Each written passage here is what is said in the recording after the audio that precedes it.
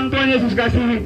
Firman Tuhan bilang begini, bahwa jika aku ada di pihak engkau, atau jika Allah ada di pihak engkau, siapakah yang akan dapat melawan engkau? Kita kalau dengar firman Tuhan ini kita sangat senang. Tapi mengertikah kita dengan ayat firman Tuhan ini? Firman Tuhan berkata, jika Allah ada di pihak kita, bukan buat orang-orang seiman saya bicara, siapapun dia. Jika Allah ada di pihak kita, siapakah yang dapat melawan kita? Pertanyaan saya begini, apakah kita ada di pihak Tuhan? Waktu terjadi peperangan ketiga di Amerika Utara, ini nyata. Ada seorang perang bernama Abraham Clinton, di mana di pihak dia pada waktu itu anak buahnya banyak yang mengalami keguguran, meninggal karena diserang oleh musuh, meninggal karena ditembak oleh musuh. Lalu ketika satu saat penasihat daripada panglima perang ini datang kepada dia dan berkata kepada dia, bertanya bahwa, Tuan atau Pak Panglima, apakah Allah ada di pihak kita? Respon dari panglima tersebut begini, saudara, Bapak Ibu mau mendengar baik. Waktu pertanyaan itu terjadi buat seorang panglima pemimpin perang, waktu dia ditanya seperti begitu dan hatinya dilaut oleh Tuhan, dia berkata seperti begini buat penasihatnya, bahwa dia tidak permasalahkan Tuhan mau ada di pihak dia atau tidak, tetapi yang dia permasalahkan, kita tinggal di dalam Tuhan atau tidak. Jadi kalau orang yang tinggal di dalam Tuhan, sudah pasti dia aman dalam perlindungan Tuhan. Kalau orang yang hidup takut akan Tuhan, sudah pasti Tuhan mencari jaminan bagi dia. Kalau orang yang hidup takut akan Tuhan, sudah pasti dia dalam perlindungan Tuhan yang abadi. Amin. Dan kalau orang yang hidup takut akan Tuhan, pertolongan Tuhan tidak pernah terlambat. Mungkin bagi kita terlambat, tapi Tuhan tahu yang terbaik bagi kita. Tuhan sangat tahu yang terbaik bagi kita. Saya mau kasih tahu, tidak ada doa yang tidak dijawab oleh Tuhan. Semua doa yang kita berdoa selama itu dijawab oleh Tuhan. Sekalipun jawabannya tidak, tapi itu jawaban. Karena apa? Alasan kenapa saya bilang seperti begitu? Karena Tuhan tahu yang terbaik buat kita. Ada orang yang berdoa bilang, Tuhan kasih saya kekayaan.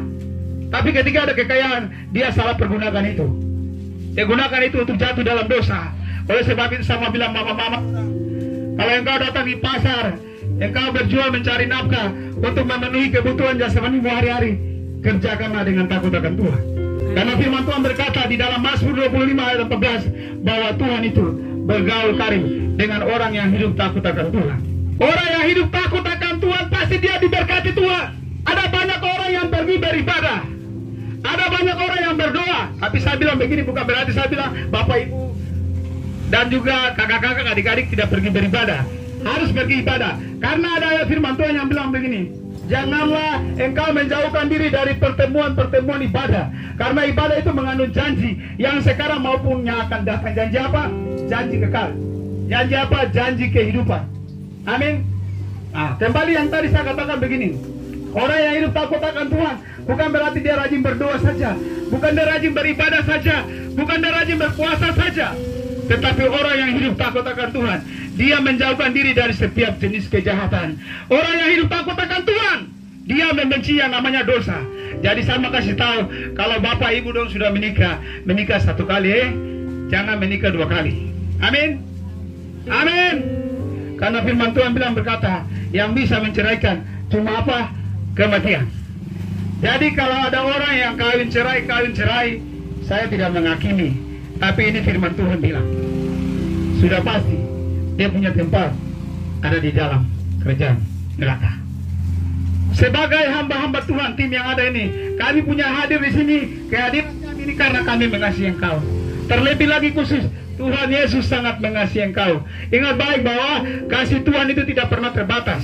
Hari ini kalau kita bangun pagi, kita masih bernapas, kita masih menghirup udara segar, kita masih melihat matahari, itu bukan karena kuat dan gagah kita, tetapi itu semua karena belas kasihan Tuhan.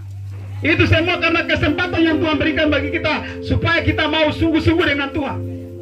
Firman Tuhan berkata dalam Yesaya 55 ayat 6, carilah Tuhan selama ia berkenan ditemui, berserulah kepada Tuhan selama ia dekat. Bapak Ibu, cari Tuhan. Kalau kau punya napas ini masih berjalan, cari Tuhan. Karena ada saat di mana Sang Pencipta ini, yang pemilik napas kehidupan kita ini, dia akan ambil. Selama kita hidup di dalam dunia ini, kita akan bertanggung jawab dengan setiap kehidupan, dengan setiap apapun yang Tuhan percayakan buat kita, itu kita akan bertanggung jawab di hadapan Tuhan. Oleh sebab itu, kalau engkau jadi pegawai kah, engkau duduk di dalam pemerintahan kah, engkau sebagai petani kah, engkau sebagai nelayan kah, engkau hidup takut akan Tuhan. Karena orang-orang yang hidup takut akan Tuhan, sudah pasti ada perkenanan Tuhan bagi dia. Orang yang hidup takut akan Tuhan, sudah pasti dia tinggal di dalam kasih Tuhan. Orang yang hidup takut akan Tuhan, sudah pasti dia disebut anak-anak Allah. Kenapa saya bilang demikian? Firman Tuhan berkata bahwa setiap orang yang dipimpin oleh Roh Tuhan, dia adalah anak Allah. Makanya Efesus 4 ayat 31 sampai 32, firman Tuhan berkata seperti begini, dan janganlah kamu mendukakan Roh Kudus Allah yang telah memeteraikan kamu menjelang hari penyelamatan. Jadi keselamatan harus dikerjakan. Untuk kita mengerjakan keselamatan, kita butuh yang namanya Roh Kudus. Tanpa Roh Kudus, kita tidak bisa berbuat apa-apa. Hanya orang yang dituntun oleh Roh Kudus, hanya orang yang disetrika oleh Roh Kudus, sudah pasti dia akan jalan sesuai dengan apa yang Tuhan mau. Saya percaya firman Tuhan bilang bahwa Yeremia 29:11, rancangan Tuhan itu bukan rancangan yang jahat. Rancangan Tuhan itu adalah rancangan yang baik, rancangan yang penuh harapan, yang memberikan kepada kita hari depan yang penuh harapan. Alkitab bilang begini, dalam kita mengikut Tuhan, baik orang-orang percaya dengan saudara-saudaraku seiman dengan, bukan berarti kita terus hidup dalam kesenangan. Orang yang percaya Yesus Kristus bukan berarti dia bahagia terus. Orang yang percaya Yesus Kristus bukan berarti dia selalu hidup lebih baik daripada orang lain, tidak. Karena kita sudah bilang dengan jelas, Filipi 1 ayat 29, bahwa setiap kita yang dikaruniakan untuk percaya, bukan saja percaya, tetapi juga menderita. Kenapa? Karena kita bukan warga kerajaan dunia. Orang-orang yang pengikut Kristus dengar baik, engkau bukan kerajaan dunia, engkau bukan berasal dari dunia, tapi engkau berasal dari Yesus.